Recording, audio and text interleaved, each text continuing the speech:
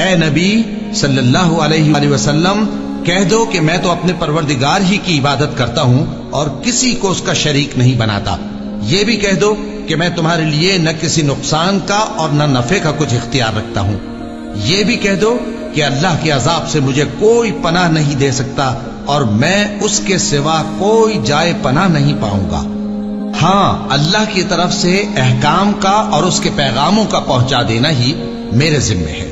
اور جو شخص اللہ اور اس کے پیغمبر کی نافرمانی کرے گا تو ایسوں کے لیے جہنم کی آگ ہے،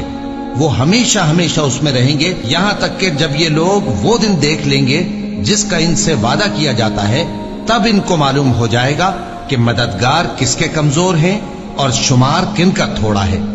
کہہ دو کہ جس دن کا تم سے وعدہ کیا جاتا ہے میں نہیں جانتا کہ وہ عنقریب آنے والا ہے یا میرے پروردگار نے اس کی مدت دراز کر دی ہے۔